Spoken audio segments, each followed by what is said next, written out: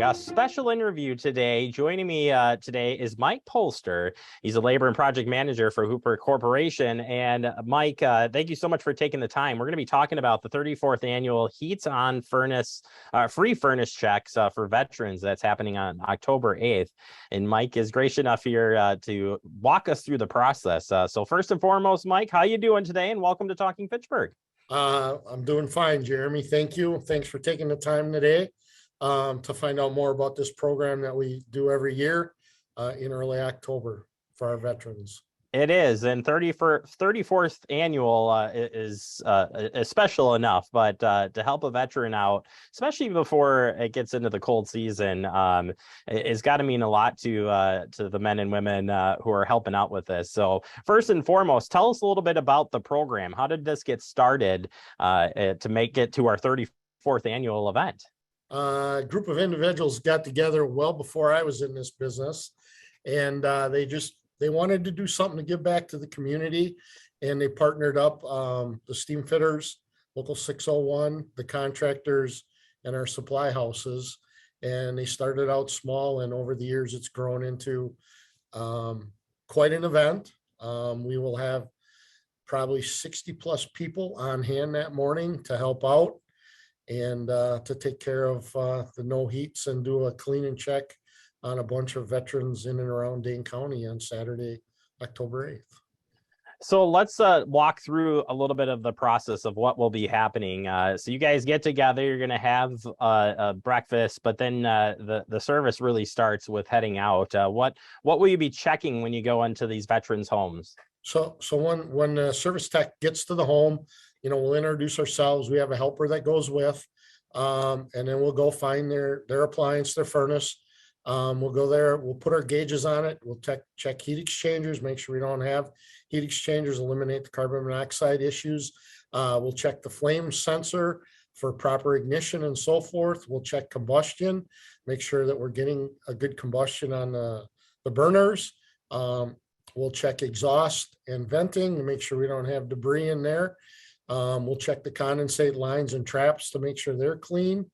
And basically run through the furnace, fire it up, make sure if it's multiple stages of heat that they're running properly. And then the last thing we do is check the thermostat and if batteries need to be replaced. And we also will change a filter. So it's a lot. That is a lot that's going into this. And how many veterans homes are you going to be able to get into this year? Right now, I think we've got around 45. We'd like to have upwards of 60 if we could, or a few more. We've got a great outpouring of support this year. A lot of people have really stepped up and want to help out. So if we could get a few more homes, it would be greatly appreciated due to the numbers that we have that want to volunteer and be a part of this program. What's it like to be out there and help a veteran?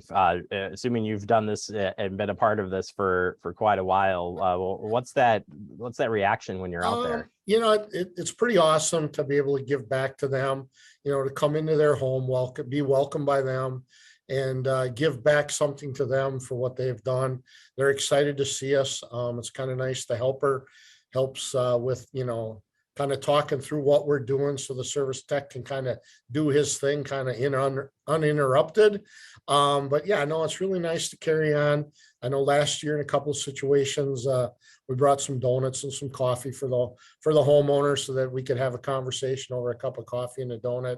It's just some of the nicer touches that we do for this program. So I have some info that I'm looking here. In 2019, it says here that you fixed a furnace for a veteran that had not had heat for 2 years.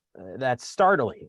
It is that this individual, don't know the whole story, but in the wintertime, he kind of built a shelter within his house, and he had a little bit of electric heater, and he kind of lived in that space because his furnace wasn't working and he didn't know either who to reach out to or whatever. So it was pretty awesome to be able to go in there and give this gentleman heat after 2 years with no heat. So, it's sad that we see stuff like that, but it's really great when you can help somebody out like that. So Yeah, and another story here was a homeowner who was a World War II vet that had been hospitalized multiple times because of carbon monoxide poisoning, which is again another startling situation here.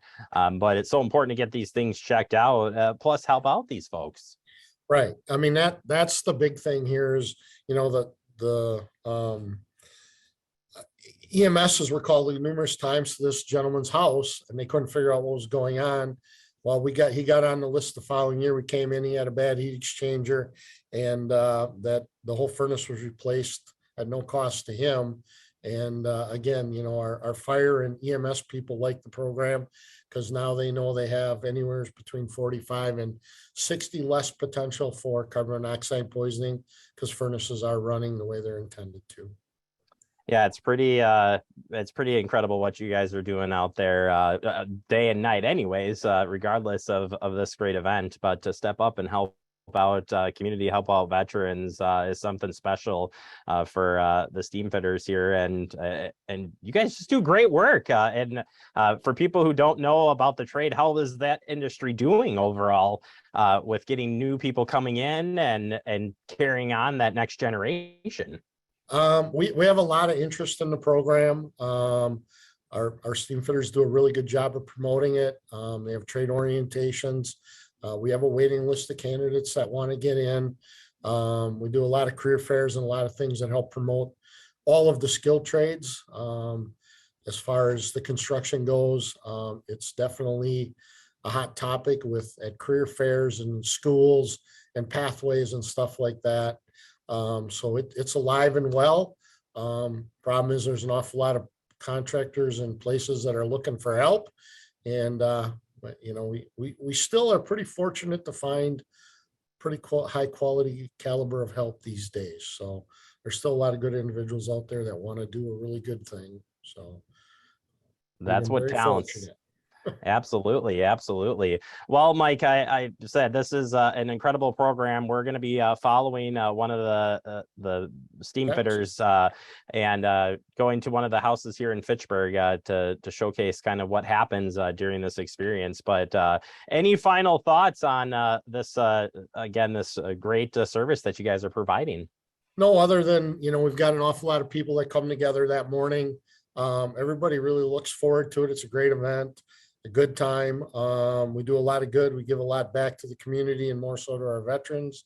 And Jeremy, I really appreciate you taking the time today to get a little more insight and be able to share the story. And maybe we get a few more homes we can get into here come Saturday. Fantastic, Mike. Thank you as well. And thank you and to everybody that is doing and is involved with this program. It's incredible. And, thanks to the veterans for their service. And, hopefully one of these folks can come out and help you out there, get ready for the cold season. But more importantly, camaraderie and, just a great service to the community. So, Mike, thank you. And hopefully we'll have you back on the show real soon. All right, Jeremy, thanks. Have a good day. You as well.